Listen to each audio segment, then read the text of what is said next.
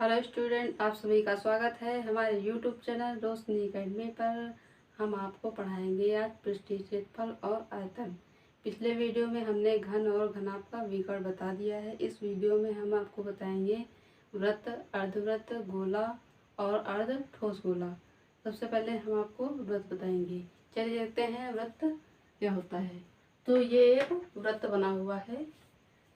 इस वृत्त का ये सेंटर है जो एक स्थित होता है। इसे सी से प्रदर्शित करते हैं। और वृत्त का अगर हम आधा कर दें, यहाँ से अगर हम उसको आधा कर दें तो ये क्या हो जाएगा, वृत्त का व्यास हो जाएगा। वृत्त का आधा क्या हो जाएगा, व्यास हो जाएगा। यह कहा जाए कि जैसे ये एक वृत्त है तो इस वृत्त के एक बिंदु से दूसरे बिंदु तक मिलाने वाले रेखाखंड को, वृत्त के एक बिंदु से दूसरे बिंदु तक मिलाने वाले रेखाखंड को हम वृत्त की जीवा कहते हैं। यानी कि हम एक वृत्त में अनेक जीवाएं खींच सकते हैं। तो हम अनेक जीवाएं खींच सकते हैं। तो जो जीवा वृत्त के केंद्र से होकर जाती है, यानी ये केंद्र है, तो जो जीवा वृत्त के केंद्र से होकर जाती है उसे हम वृत्त का व्यास कहते हैं। तो ये जीवा जो केंद्र से होकर जाती है ये सबसे बड़ी जीवा होती है। वृत्त की सबसे बड़ी जीवा जो केंद्र से होकर जाती है। तो ये क्या हो गई, ए और बी, ये वृत्त की जीवा हो गई। और इसमें ए और सी ये एक त्रिज्या हो गई और बी और सी ये एक त्रिज्या हो गई। यानी कि एक वृत्त में हम दो त्रिज्याएं खींच सकते हैं। तो यह कहा जाए कि त्रिज्या जो व्यास होगा त्रिज्या का 2 गुना हो जाएगा। यानी कि अगर हम त्रिज्या को 2 गुना कर दे तो वो व्यास के बराबर होगी। तो व्यास बराबर क्या होगा, व्यास बराबर, अब ये व्यास है, ए और बी क्या है, व्यास है। व्यास में एक ये त्रिज्या है और ये एक त्रिज्या, यानी कि एक व्यास में दो त्रिज्याएं हैं। तो एक व्यास में कितनी, 2 त्रिज्या। एक व्यास में कितनी त्रिज्या है, 2 त्रिज्या। यानी आर, आर क्या है, त्रिज्या, जिसे रेडियस इंग्लिश में कहते हैं, आर से डिनोट करते हैं इसे। और त्रिज्या क्या होगी, त्रिज्या क्या होगी, त्रिज्या, इस त्रिज्या जो ये व्यास है, व्यास की आधी, यानी कि यहाँ से अगर हम आधा कर दें तो ये एक त्रिज्या होगी और ये एक त्रिज्या होगी। यानी व्यास का हम आधा कर दें, व्यास को हम इंग्लिश में डायामीटर कहते हैं, इसे हम डी से डिनोट करते हैं, हिंदी में इसे व्यास कहते हैं। तो ये व्यास की आधी क्या होती है, त्रिज्या होती है। त्रिज्या का 2 गुना व्यास कहलाता है। और परिधि क्या होती है, वृत्ताकार घेरे गए परिमाप को, वृत्ताकार घेरे गए परिमाप को वृत्त की हम परिधि कहते हैं। परिधि और व्यास का अनुपात पाई के बराबर होता है। परिधि और व्यास का अनुपात पाई के बराबर होता है। और पाई का मान 22/7 होता है। इसका दशमलव में 3.14 होता है, जो सन्निकट मान होता है। तो परिधि बराबर क्या होगा, परिधि बराबर पाई इंटू व्यास, पाई इंटू व्यास।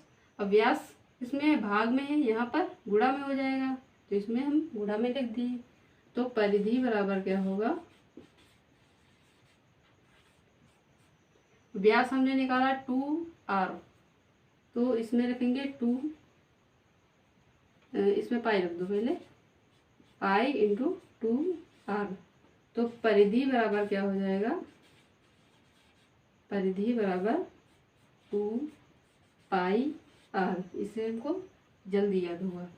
तो परिधि बराबर 2πr होगा। और इसका क्षेत्रफल क्या होगा, वृत्त का क्षेत्रफल। तो वृत्त का क्षेत्रफल क्या होता है, वृत्त का क्षेत्रफल होता है πr²। यानी ये वृत्त कितना एरिया कवर किए हुए हैं, तो वृत्त का ये क्षेत्रफल हो जाएगा πr²। अब देखते हैं हम अर्धवृत्त। अर्धवृत्त क्या होता है, तो इस अर्धवृत्त में, इस अर्धवृत्त यानी इस वृत्त को आधा कर दिया गया है, तो उसमें कम क्या हुआ है, क्षेत्रफल कम हुआ है और परिधि कम हुई है। तो इस वृत्त का क्षेत्रफल क्या था, इस पूरे वृत्त का क्षेत्रफल क्या था, पाई आर स्क्वायर। तो इस वाले वृत्त का क्षेत्रफल क्या होगा,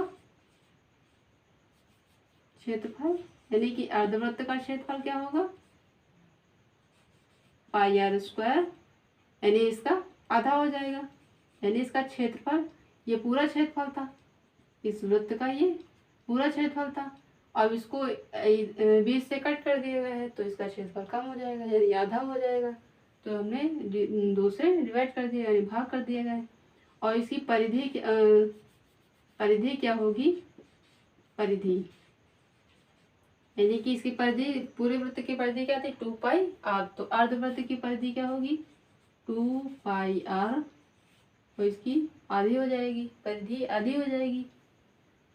तो 2 से 2 कट जाएगा, परिधि बराबर होगा पाई आर, यहाँ पर बचेगा क्या, पाई आर। तो परिधि बराबर पाई आर और क्षेत्रफल बराबर पाई आर स्क्वायर बाई 2। अब देखते हैं हम ठोस गोला। इस गोले की त्रिज्या क्या है, आर। हम जानते हैं कि गोले का कोई किनारा नहीं होता है। तो गोले का क्षेत्रफल क्या होगा और संपूर्ण क्षेत्रफल क्या होगा, यानी जो गोले का क्षेत्रफल होगा वही उसका संपूर्ण पृष्ठीय क्षेत्रफल होगा। यानी कह रहे हैं कि जो गोले का वक्र पृष्ठीय क्षेत्रफल होगा वही उसका संपूर्ण वक्र पृष्ठीय क्षेत्रफल होगा। तो ये एक गोला है, इस गोले में हम यहाँ पर एक कील गड़ दें, यहाँ पर एक कील लगा दें और कील लगाकर एक रस्सी से इस गोले को ऐसे कील लगाकर हम इस पूरे गोले को लपेट दें, यानी कि रस्सी से इस गोले को चारों तरफ से हम लपेट दें। जैसे ये दिख रहा है, रस्सी को चारों तरफ से हम सटा के लपेट दें, यानी बीच में गैप ना रहे, जो बीच में गैप दिख रहा है बीच में गैप ना रहे। तो पूरी रस्सी यहाँ तक हम लपेट दें। अगर हम पूरी रस्सी लपेट कर उस रस्सी को निकाल कर अगर हम 4 वृत्त ऐसे बना लें, यानी इन 4 वृत्त, और इन वृत्तों की जो त्रिज्या है इस गोले की त्रिज्या के बराबर है, इस गोले की त्रिज्या के बराबर है। अब इन वृत्तों की जो त्रिज्या है ये भी आर है और इस गोले की त्रिज्या ये भी आर है, यानी बराबर है त्रिज्याएं। अब वही रस्सी को हम, उसी रस्सी को हम इन वृत्तों में ऐसे ऐसे रख दें सटा के, यानी बीच में गैप बिल्कुल भी ना रहे, यानी कि इन 4 वृत्तों में ऐसे ऐसे हम रस्सी को रख दें। तो क्या होगा कि वो जो पूरी रस्सी है इन वृत्तों को ढक लेगी। जो हमने रस्सी को इसमें लपेटा था पूरे यहाँ तक, यहाँ से यहाँ तक, तो वही रस्सी इन 4 वृत्तों को ढक लेगी। यानी ये कहा जाए कि आर त्रिज्या के एक गोले का वक्र पृष्ठीय क्षेत्रफल, आर त्रिज्या के एक गोले का वक्र पृष्ठीय क्षेत्रफल आर त्रिज्या के 4 वृत्तों के क्षेत्रफल के बराबर होगा। तो इसका पृष्ठीय क्षेत्रफल क्या होगा, या कहा जाए संपूर्ण पृष्ठीय क्षेत्रफल, संपूर्ण पृष्ठीय क्षेत्रफल। संपूर्ण पृष्ठीय क्षेत्रफल क्या होगा, अब इन वृत्तों का क्षेत्रफल, यानी एक वृत्त का क्षेत्रफल क्या होता है, पाई आर स्क्वायर। तो इसमें 4 वृत्त है, ये देखो 1 2 3 4, एक वृत्त का क्षेत्रफल क्या होता है, पाई आर स्क्वायर। तो 4 वृत्तों का क्षेत्रफल क्या होगा, 4 पाई आर स्क्वायर, यानी 4 पाई आर स्क्वायर। तो यहाँ पर हो जाएगा 4 पाई आर स्क्वायर, यानी एक वृत्त का क्षेत्रफल पाई आर स्क्वायर और इसमें 4 वृत्त हैं तो 4, यानी कि 4 पाई आर स्क्वायर, यानी कि 1 पाई आर स्क्वायर 2 3 4, यानी 4 पाई आर स्क्वायर। इस अर्धगोले का पृष्ठीय क्षेत्रफल क्या होगा, इस ठोस गोले का पृष्ठीय क्षेत्रफल क्या होगा, पृष्ठीय क्षेत्रफल इस अर्धगोले का पृष्ठीय क्षेत्रफल क्या होगा, यानी इस गोले को हमने आधा कट कर दिया गया है, तो इस गोले का आधा भाग, ये आधा भाग हो गया, तो इस आधे भाग का जो पृष्ठीय क्षेत्रफल यानी बाहर का क्षेत्रफल, इसका क्या होगा, ये जो लाइन खींची है इस वाले का पृष्ठीय क्षेत्रफल, यानी कि चारों तरफ का ये पृष्ठीय क्षेत्रफल, इसमें लाइन खींची है सिर्फ, तो इस वाले का पृष्ठीय क्षेत्रफल क्या होगा, यानी कि पूरे गोले का पृष्ठीय क्षेत्रफल क्या था 4πr², तो इस अर्धगोले का पृष्ठीय क्षेत्रफल क्या होगा 2πr², यानी इसका 4 का आधा हो जाएगा, यानी 2πr²। अब इस संपूर्ण गोले का आयतन क्या होगा, आयतन, तो इस संपूर्ण गोले का आयतन क्या होगा 4/3 πr³।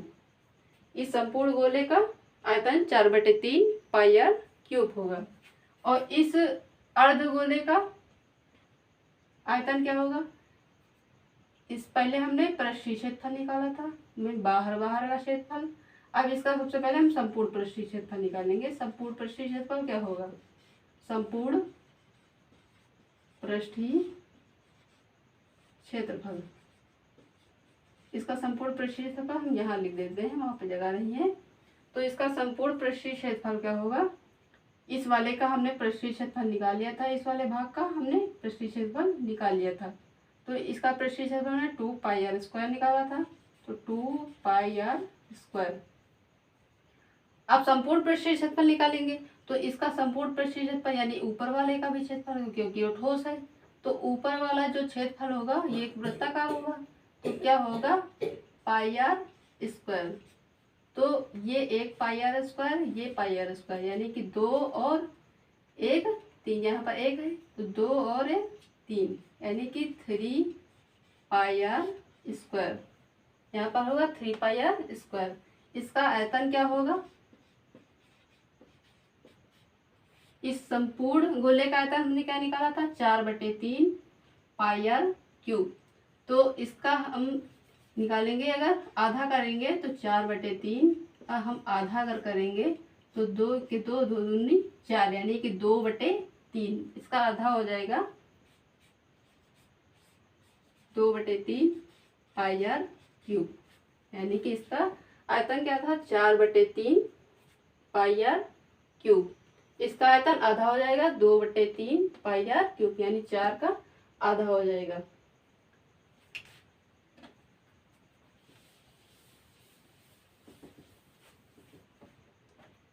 अगले वीडियो में हम आपको बताएंगे बेलन और खोखला बेलन, और उसके बाद हम बताएंगे